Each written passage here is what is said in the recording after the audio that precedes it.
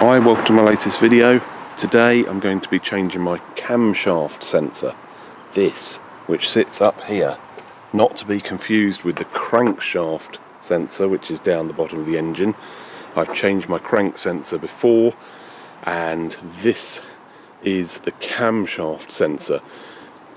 This sensor is used when the vehicle starts. Okay, so believe it or not, you can actually disconnect this with the engine running and it'll keep running.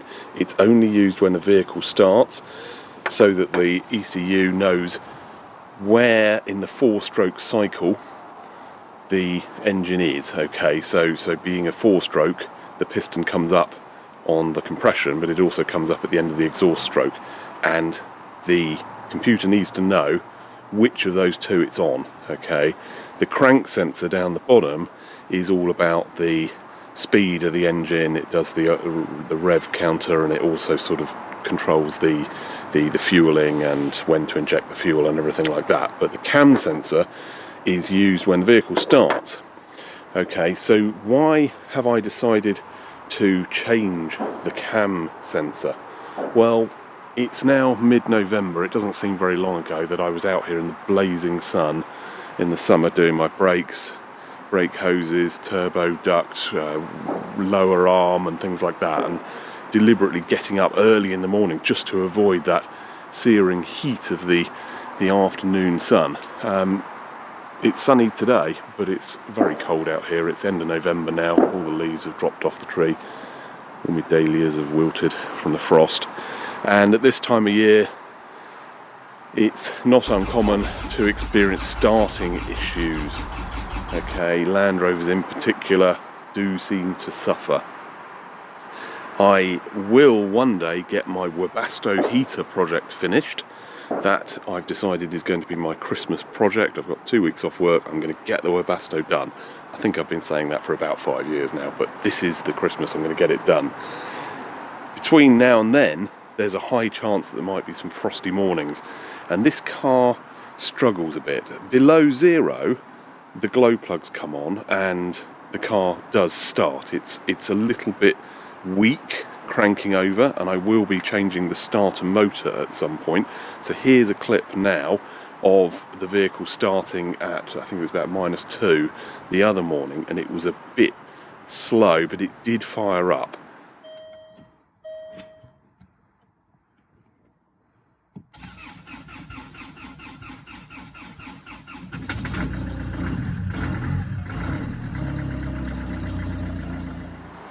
So as you can see, with the glow plugs, it fires up eventually. The battery is new, it's only a few months old, okay, so I did a video on that not so long ago. Got a good battery, the alternator's been checked as well, that's working fine. There is a little bit of voltage drop in the cables, okay, so I'll do a separate video on that. But I do have the extra earth strap because this is a stop-start model, and I believe that any sort of starting problems really are possibly sensor related. Okay, so in particular when it's around about 3 degrees, okay, so between 0 and 5, it's not quite cold enough for the glow plugs to come on, but it's also not warm enough for the vehicle to just start like normal. And what happens is it does this really annoying thing where it sort of catches and dies, and it can do that 4 or 5 times. Eventually it will start, and there's always a big cloud of white smoke out the back as the sort of unburnt diesel ends up going down the exhaust. Okay, so here's a quick video now showing what happens when it does this.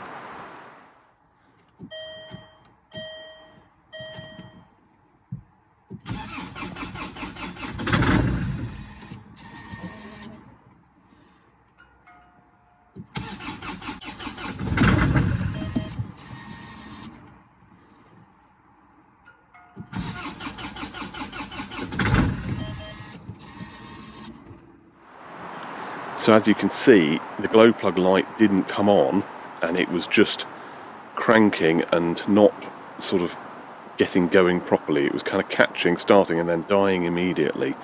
And then I'd try it again and again and again. Eventually, I'd get on the throttle and rev it up a bit, and it would be running properly, but it can take several attempts.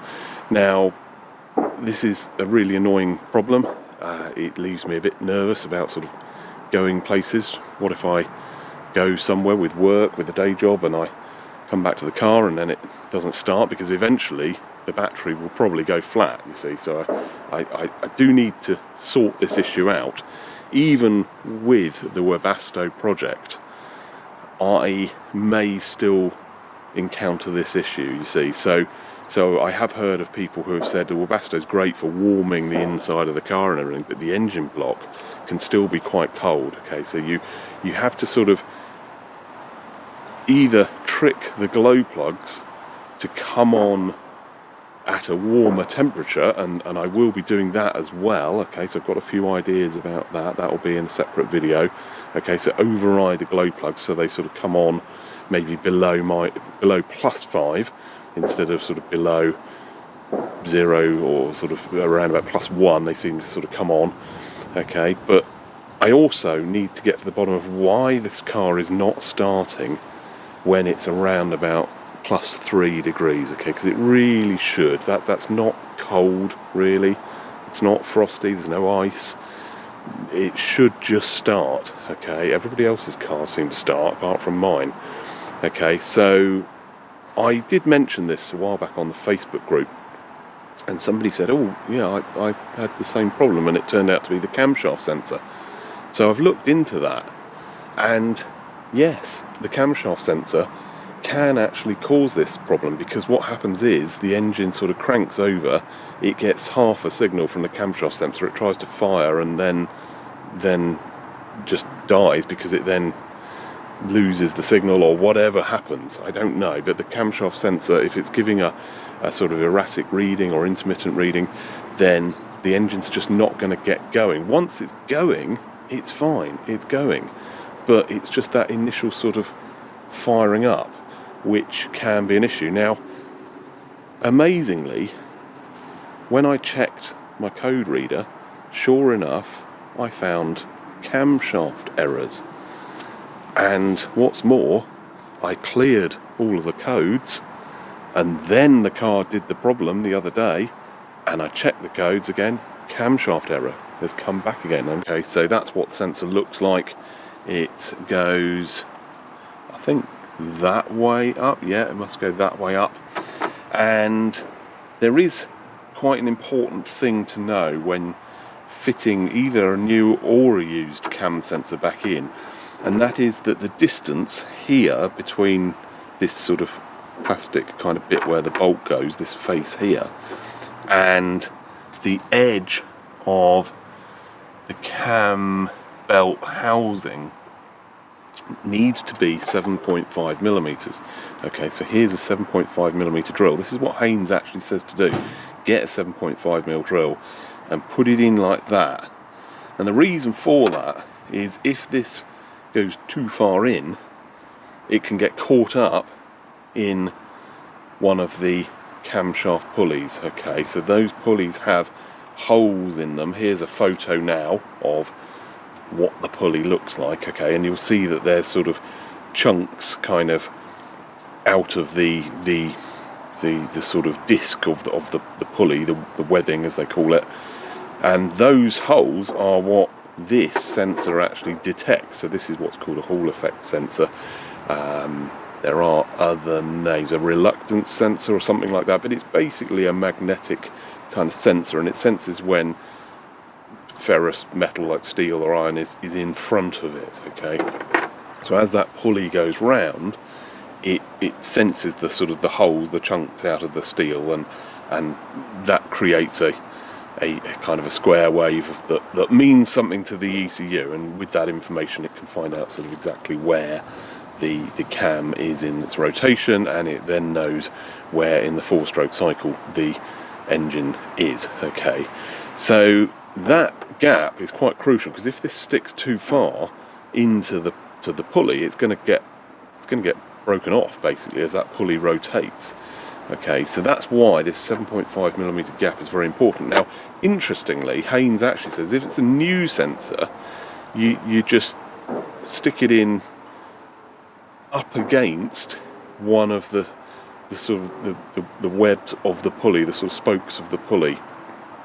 Okay, now it's a bit of an odd one. I would have thought if that's going to go in up against the pulley, and then a used sensor is 7.5, is there a possibility that a new one would be greater than 7.5 and might need adjusting later?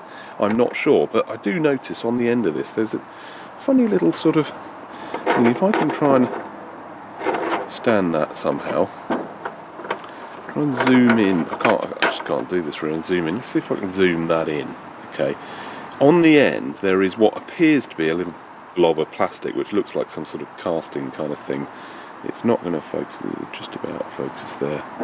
Okay, and you can see that little dimply bit, okay, which just looks like it's sort of left over from the manufacturing process, but it's not. When you look at it really close up, it's actually a nice little pyramid. It's not a blob of plastic, okay, so that is effectively a spacer. So when you put it in up against the webbing of the pulley, you know that the gap between this and the pulley will eventually be about 1 millimeter, because that will probably sort of rub off by the action of the pulley kind of going against it.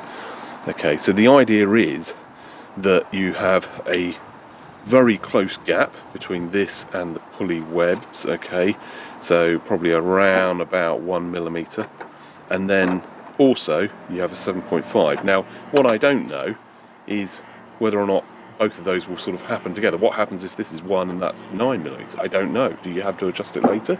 I'm not sure. But I have heard of people who have just literally ignored this bit and just gone for the 7.5.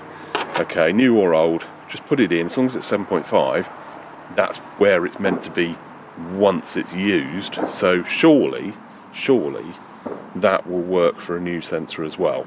I just can't understand how there would be a different distance for a new sensor, because that would imply you have to then adjust it later once it's sort of bedded in. Okay, so it'd be interesting to see what happens there. Now, what you should do is remove all of this stuff here. Now, you probably won't have this ducting. You'll probably have the black plastic factory duct. Okay, so I got rid of all that because it was leaking oil everywhere. I've replaced it with this nice silicone sort of aluminium ducting all the way down into the turbo. There is a video on that, okay, so look up turbo duct upgrade, I think it's called. Okay, and I've got a 3D printed sort of bracket here. I've also put a smooth bit around the aircon fill plug here so that doesn't cut into the hose, and put various bolts and things here to secure all that. I don't really want to take all this out, okay. I don't have much time today, okay. I've got the in-laws coming over for lunch later, so I need to get on with this. And it would be good to remove this housing, okay. So there are 2 bolts. You undo these sort of various fittings at the top, you undo the clip for the fuel hoses, and then there are 2 bolts and that whole thing comes off. You probably won't be able to get that out with the black plastic duct that goes down, which means you've probably got to remove that as well. It's a lot of work, okay. It may not be necessary to do that. Of course, it's great to be able to have a look at your cam belt and just check it. I mean, this cam belt's been on here nearly 100,000 miles. I need to change it soon. I could do with having a look at it and just seeing what state it's in. Okay, so if you don't know the state of your cam belt and it's not been changed recently, it is worth going to the extra effort of removing all that just to have a look. And of course, then you'll be able to see the pulley. And when you stick this in, you'll be able to ensure that it's against one of the metal webbings of the pulley sort of disc, okay, the spokes of the pulley. Okay, so I'm going to try and do it a different way. So I have this, okay, which is like a sort of dentist mirror thing, okay, and I'm hoping that when I remove just this pipe, okay, so that is just a blue pipe that replaces the black one, the factory one. I undo these, remove that so I can get to that, undo the sensor, unplug, undo the bolt, pull out the sensor. I'm kind of hoping that I can have a look round the corner with the little mirror and see if there's metal. Okay, so look through the hole and I'll be able to tell where that pulley is. Now what do you do if the pulley's in the wrong place and there's no metal there? Okay, what if you're looking through one of those holes? Well, you could just pop the car into a high gear and just rock it. It's probably better in a higher gear, because then there's more of a sort of like a 1-to-1 ratio from the wheels to the engine. If you try and push the car in first gear, it's not going to move at all. Okay, if you stick it in 6th or something like that, push the car a bit, and that should just rotate. As you rock the car, it will probably, hopefully, rotate the engine a little bit. You only need to move it a tiny bit just to kind of move those pulleys. If that doesn't work, then you may have to just hit the starter motor just to kind of rotate it a bit until you end up with some metal there, or even get a socket or something on the crank pulley and sort of rotate the engine that way. But you do need to end up in the situation where that cam pulley has metal here. Okay, otherwise you're going to end up sticking that in too far. Even if you use the drill, it's still a bit risky, because you just don't know what's going to happen when that pulley kind of comes round. What if it strikes this and breaks that off? Pit Lane Kitty's here. What's she up to? Okay, looks like she's not going to be helping me with this video. So yeah, I'm going to get on with this while the sun is still shining, because yesterday it was pouring down. It's been very wet and cold lately, and it's nice to actually have a bit of blue sky for once. So I'm going to get on with this, get this done, and then on Tuesday is going to be cold. Okay, so we're going to be down around 0 again. So I'll try and pick a moment when it's about 2 or 3 degrees and the glow plug light isn't coming on, and see if the car starts. I really hope doing this cures the problem. If it doesn't, I'm just going to have to continue looking at other things. I don't know what yet, but there's something going on somewhere. Okay, but this is a quick, easy thing to do, and I've got the spare sensor. Bought that a few years ago. It's been sitting in the glove box for ages. Might as well change it. Might as well put a new one on. Okay, right, I'm going to get on with this now. I'm going to get the tools out, get that hose off, disconnect the sensor, and I'll start filming again when I'm sort of at the point of undoing the sensor retaining bolt. Okay, so this hose is now off. Okay, so you've probably got the black factory hose. If you want to replace the black factory hose with nice blue silicone, this is a 22mm 90-degree elbow from Auto Silicone Hoses, and I've just cut it down.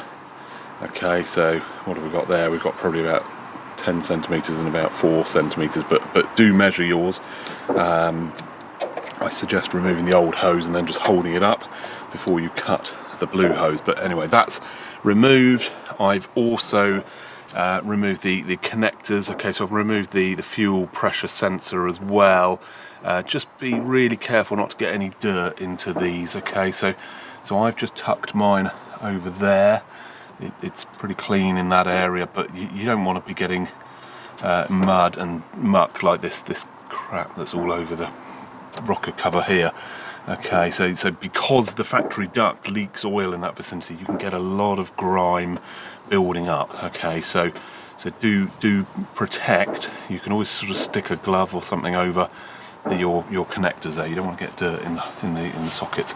Okay, so we're now at the camshaft sensor. Now I haven't loosened it off yet, and I'm going to get my 7.5mm drill and just see what this whole thing is all about that they say about 7.5mm. Right, okay. Right, what are they talking about here? That doesn't fit in. Right. Okay, hang on a minute. I've got a 7mm here. That's a 7mm. Okay. Oh, look at that. That goes in. Okay. So let me zoom in a bit so you can see what I'm talking about there. Okay, so this is interesting, because Frenchie's Road Trip, they did their rocker cover and they found exactly the same, that it was a 7mm, not 7.5.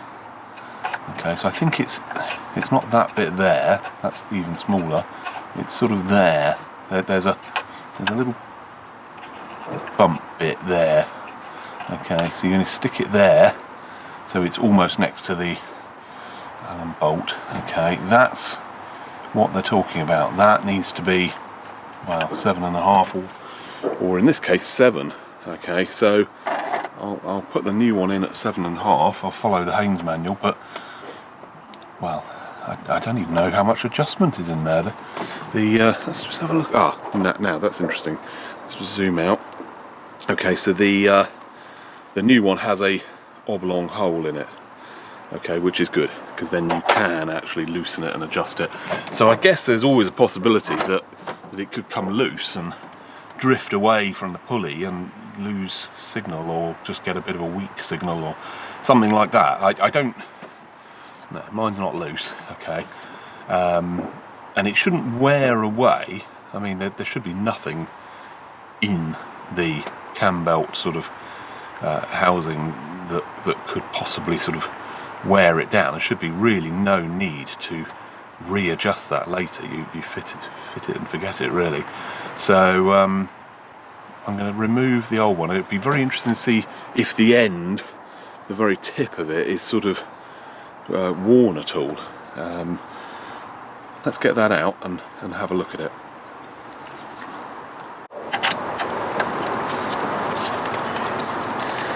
Okay, so it's a small Allen bit. I don't know what size that is, 4 or 5 mil. Let's have a quick look at it and see if it says on the side. It is a 4 millimeter. Okay, so 4 millimeter Allen. And drop the screw, okay, because the new one doesn't come with a new screw. If I drop that down the back of the engine, I'll never see it again.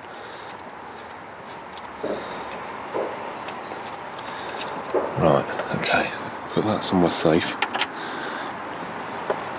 and that just literally just pulls out. Okay, now I might give that a bit of a clean up. It's a bit mucky there underneath it, but that's the old one. And interestingly, it's still got its little dimply bit on the end. There's no wear at all. Quite a lot of grime. I don't think that's off the belt. I mean, you never know, as the belt wears it might sort of shed rubber dust or something, but yeah, that's interesting actually. Look at that, the connector inside is a bit mucky. There's actually kind of mud or something inside there. Can't really see this. I'm going to try to hold it up to the sun so you can see. Now, how's this going to work? There we go. Okay, so you can actually see inside there's some dirt or oil or something in the bottom of the connector there. You never know. That could have been causing the issue. I won't throw the old sensor away. I mean, the car drives fine once it's up and running, but just maybe clean it up and keep it as a spare. Okay, so this one goes in. I'm going to clean this up before I put this in properly, but I just want to sort of see where that goes. Right, okay. So because the old one wasn't sort of worn at all, I'm just going to... now that's interesting. See, that goes right in. So that says to me there's no pulley web there. I was expecting that to hit against something. Okay, but I'm going to... first of all, let's just hold the two of these up. Yeah, absolutely identical in length. So nothing wears the end of it. Okay, so there's absolutely no need really to sort of press that up against the metal webbing. Let's just get our dentist's mirror out. Inspection mirror. Right, open wide.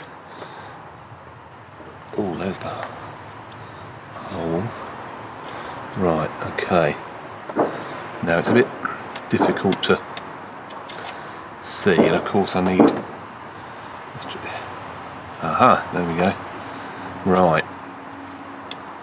There's the hole, but I need to shine a light in there, don't I? It's just a black hole at the moment. Okay. So I can't see what is in there. Let's just try and zoom it right in. Is that even going to work? No, that's too much.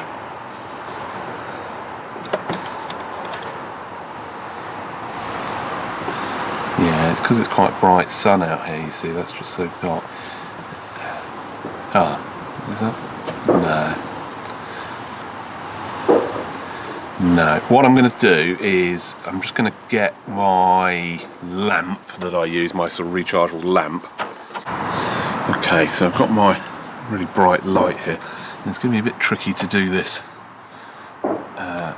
filming it, but you can see if I somehow hold this, you can see there.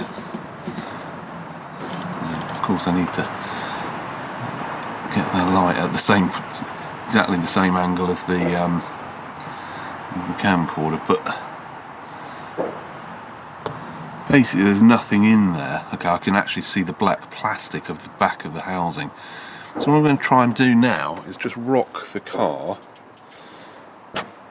in a high gear and see if the pulleys move at all. I don't know if this is going to work. Probably end up doing my back in or something in the process, but let's just chuck that into we don't want reverse, we want, what's that, is that 6th? Yeah, I think that's 6th. Right, oh, handbrake off. Right, Kitty, what are you up to? Are you going to help? Right, I don't know if this is going to work. Now, do I need to push it forwards or backwards? If Kitty's hanging around the back of the car, I need to be a bit careful. Right, Kitty, careful.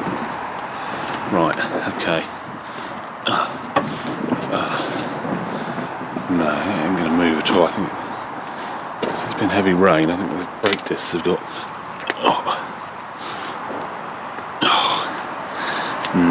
I don't know if this is going to work. I don't think this is going to work.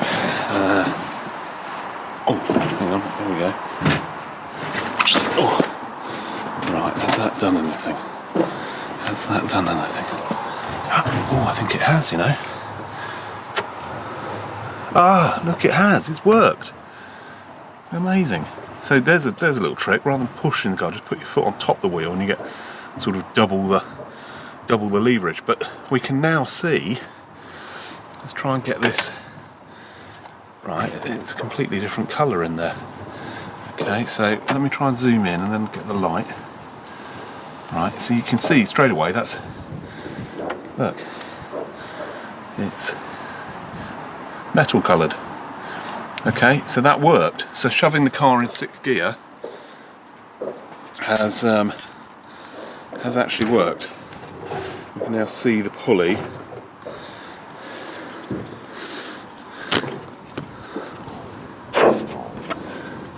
Got my light up there. Even though it's a sunny day, I could just do with a bit of extra light. Right, there we go. Right, good. Good. So what we should find now is that the new sensor sort of hits against something. Yeah, it does. It hits against that. Now, I wonder what the gap is. Right. What's this? 7? Oh, that's 7.5. This is the 7. Yeah, look, it's about 7. Let's just try 7.5.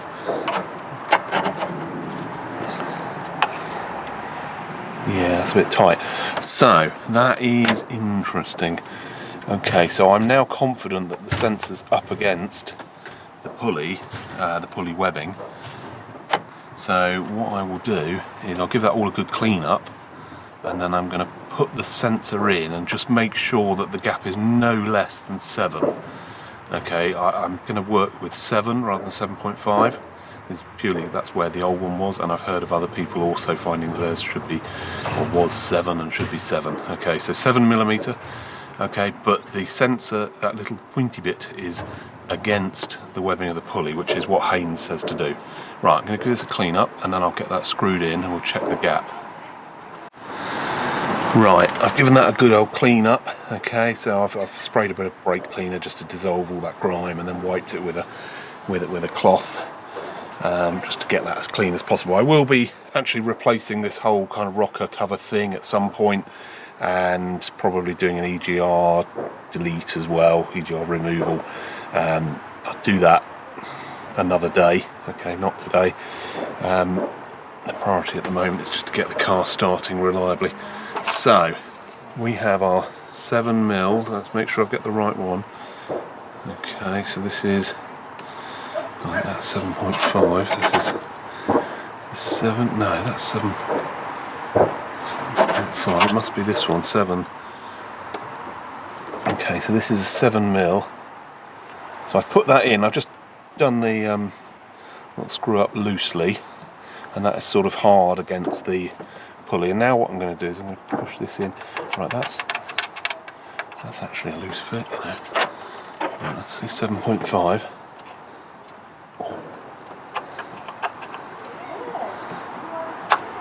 Yeah, you see 7.5, even though it's only 0.5 mm, actually shoved that across a bit. Okay, well, this is strange really. 7 is loose. Okay, so 7 is loose and that is hard against the pulley. 7.5 is a bit tight.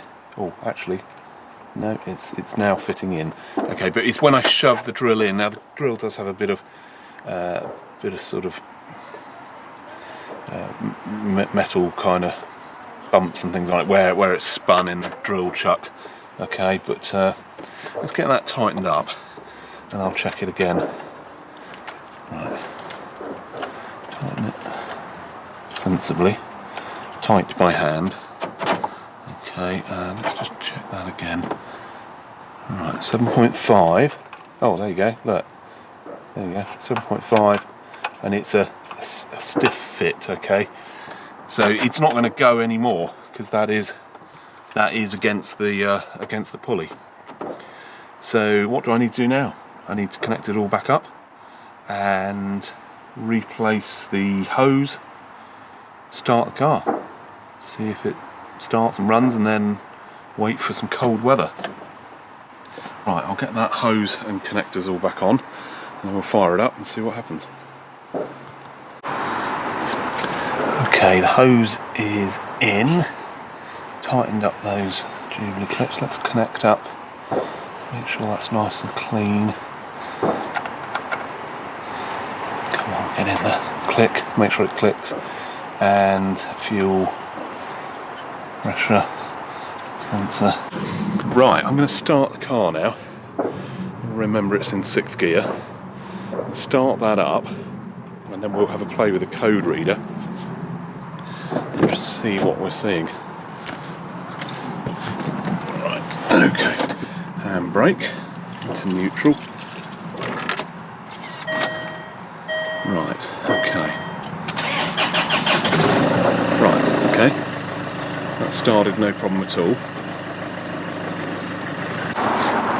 Okay, so what I'm going to do now is plug in my code reader. Now, I do have an expensive iCarSoft code reader, but a few months ago I bought this. Now, I'll do a full video on this, okay?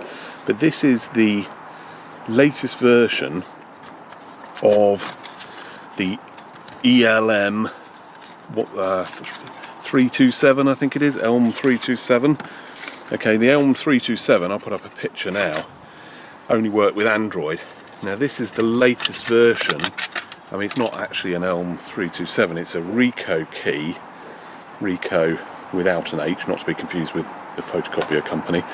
Okay, so Ricoh key. Available on Amazon, it's not expensive. And I'm really impressed with this one because it works with an iPhone as well. And it will read all sorts of codes. And it will also display graphs and gauges and all sorts of things, okay, through the app on the iPhone. So let's just plug that in underneath there, okay, and then I will show you how it works. Get the keys, and so what we need to do So I need to get the iPhone out. Let me just get my phone unlocked and open up the app. Now the app is Car Scanner, okay? Car Scanner. And we need to, let's just kind of get the ignition on. Key in, ignition on. Right, so it's really easy to use, this one. Scott and Alana did a video a few months back looking at one of these cheap code readers. I don't think they had this one because they weren't very impressed with their one. They favoured the Autel 200 device, which I also tried. I didn't get on very well. It's difficult to pair it up. But this one, you just put the ignition on, do a disconnect, do connect, and is that working? Yeah, no, that's it. It's connected. Okay, so what you can do with this is do a code read. You've got a sort of a dashboard view, okay, so you can put your own gauges on there, very customizable. Okay, so the idea would be to use an iPad or something bigger, and then you could almost have a digital dashboard with all sorts of gauges of boost and oil pressure and all sorts of things like that. So you can get to live data, you can get to the sensors. I'll do a more thorough video on this, but the one we're interested today is the codes. And I'm only going to read ODB2 and engine control module. Okay, so ODB2 is a sort of overall code. So let's have a quick look and see what that reads. It's reading now. Now, I don't know if I need to start the engine or not. No, okay, so I don't need to actually start the engine, I just need to have the ignition on. So that's actually brought up the same code twice, once for ODB2 and once for engine control module. There's also intake manifold air control actuator. Okay, so that's because I got rid of my swirl flaps, all right? So it's detected that the solenoid valve for the vacuum for the swirl flaps is missing. Okay, so that's not a concern. But these two, which is the same one, it says camshaft position sensor A, bank 1, range performance problem. Now this is an old code, okay, so this is the code that appeared when the car wouldn't start the other day. So I'm going to clear that, let's just clear all the codes. Are you sure? Yes, a great big message comes up on the screen. And then, when I've cleared it, clearing complete. Okay, so let's start the engine. Okay, so start the engine. Let's turn off the stop-start, so it'll stop again, and let's read the codes again. Now I'm expecting only to see that swirl flap error. Okay, so let's have a quick look.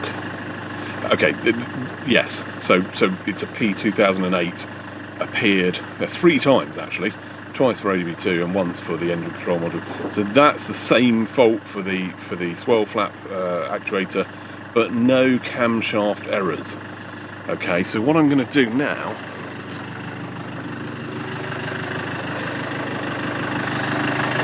is I'm going to actually disconnect the camshaft sensor. This will prove that you can actually disconnect it while it's running, and we'll see what error we get. Okay, so that's disconnected and the engine's still running. I'll now reconnect it. Nothing happens, but let's do another read of the codes. Let's go back.